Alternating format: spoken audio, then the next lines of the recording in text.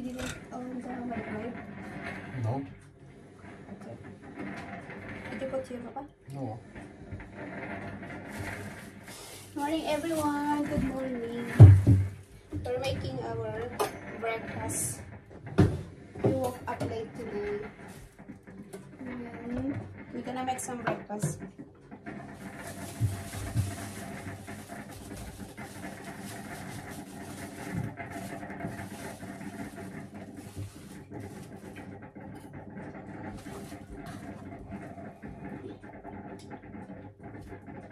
I have some hard bread. And this one is like pandesal in the Philippines. The one the man was saying pot in the morning. Yeah. This is like pandesal, guys. We got it yesterday from the market. And then my husband gonna have some hard bread.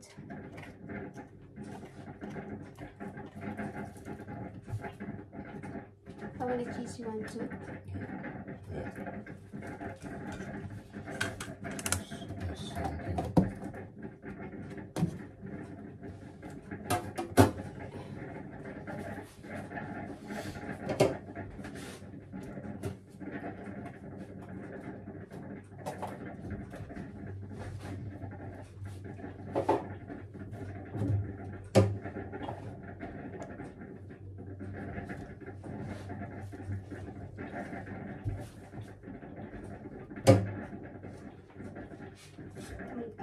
Lalagyan ko ng cheese yung aking pandesal, and then at the same time gonna put eggs.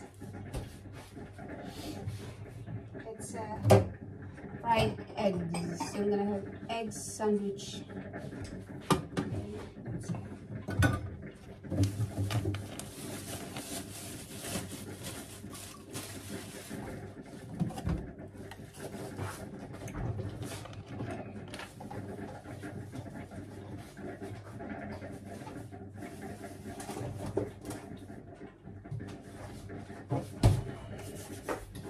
Where's my egg bowl? I'm gonna reheat my egg. Kahapon yan, hindi ko kinain, guys. So, sayang naman. So, nalagay ko na lang sa, sa oven. Kasi, sabi ko, pakain ko bukas. So, ito yung breakfast namin. Yan kay husband. Hard bread with cheese. And liver spread. Ito sa akin. Dalawang pandesal na malalaki. Yan. Ito binili ko kahapon sa store. Isang ganito is 1 kroner. Then nilagyan ko ng butter and then cheese and then yung egg. And then I'm gonna have the like Milo, parang Milo. Gulo ng buhok ko, pag-iisip ko na lang.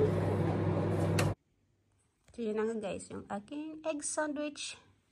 Dalawang egg sandwich sa akin, ito kay husband. Then, Milo tayo, guys. Coffee kay husband. Ayan. So, nanonood lang kami ng news habang nag-breakfast. So, kain tayo. Say, kain tayo, Papa? Kain kayo. Kain tayo. Kain kayo. Kain tayo. Masarap daw. Kain tayo. So, yun na nga, guys. Tapos na yung breakfast namin. And then, maliligo muna ako. Kasi gusto kong i-wash yung aking buhok.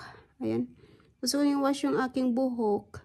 Para bukas, hindi na ako maliligo ng buhok. Kasi bukas, meron daw parang market day dito sa amin. Yung mga farmers, may mga paninda sila na ibibenta bukas. So, parang farmers day nila bukas dito sa area nila husband. So, pupunta daw bukas yung kanyang mother, yung mother-in-law, and anong mother-in-law? Hindi, paano yun? Stepmom pala. Mother-in-law. Yung kanyang stepmother, tsaka yung kanyang, yung brother, pupunta daw sila dito bukas. Kasi pupunta sila sa market, and then gusto daw pumunta din ni husband. Kasi once a year lang kasi gaganapin yung Farmers Day dito, guys. So bukas gusto ko rin pumunta para ma-experience ko yung ganun, yung Farmers Day nila dito. Kasi di ko pa kasi nasubukan. Malapit lang naman, yan lang sa taas. Parang 5 minutes walking lang. Malapit lang din sa trabaho ni husband yun.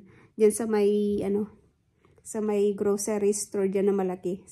Dun daw sa parking area nila gaganapin. So, tingnan natin kung ano ibebenta nila bukas kung may mabibili or ano. Usually naman pag pupunta ko sa mga ganyan, gulay lang talagang gusto ko. Sabi ni husband, bibili daw siya ng yung honey.